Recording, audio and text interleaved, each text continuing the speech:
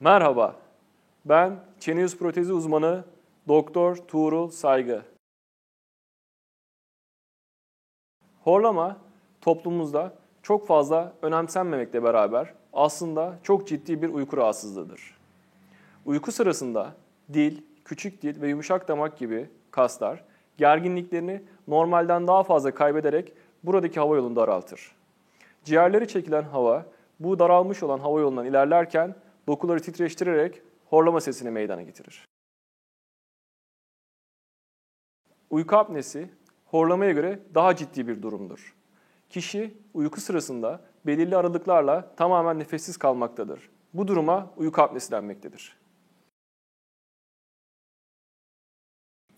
En çok karşılaşılan neden kilo olmakla beraber alt çenenin normalden daha fazla geride olmasına bağlı olan anatomik faktörler, anne veya babada bu hastalığın gözlenmesine bağlı olan genetik faktörler, alkol ve sigara tüketimi ve uzun süreli antidepresan veya kas gevşetici kullanımı horlama veya uyku apnesine neden olabilmektedir.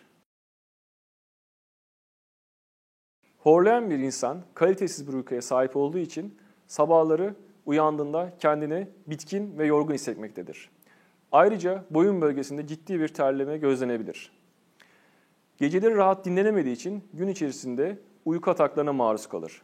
Bu da kişinin gerek iş verimini gerekse konsantrasyonu olumsuz bir şekilde etkiler.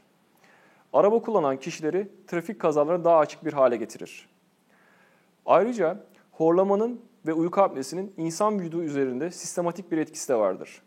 Horlayan bir insan, sağlıklı bir insana göre kanındaki oksijen değeri daha düşük olduğu için kalbi normalden daha fazla çalışmakta. Bu da uzun vadede kişide kardiyovasküler problemler, taşikardi, aritmi gibi ciddi kalp rahatsızlıklarına neden olabilmektedir.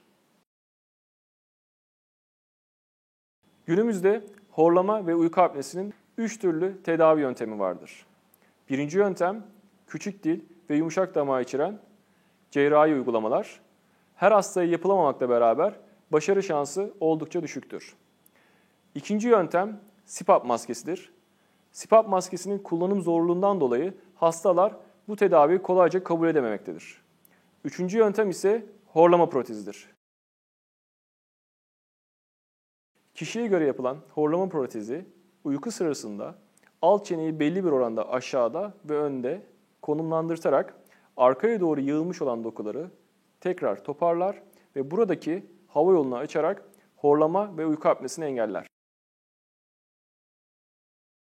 Hiçbir cerrahi müdahale gerektirmez. Bununla beraber ilk geceden itibaren horlama protezin etkileri gözlenir. Ana etkiler ise 3-4 hafta içerisinde ortaya çıkar.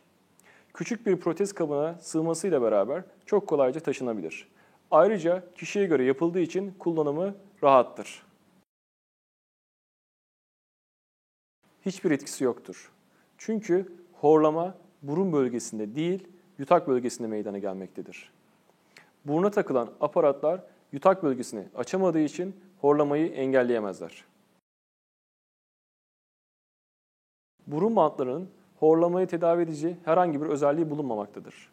Çünkü horlama burun bölgesinde değil, yutak bölgesinde olmaktadır. Bununla beraber burun bantları kişinin burun yolunu daha rahat kullanmasına imkan vermekte, daha rahat nefes almasını sağlamaktadır. Bundan dolayı horlama protezi ile beraber aynı anda kullanılabilir.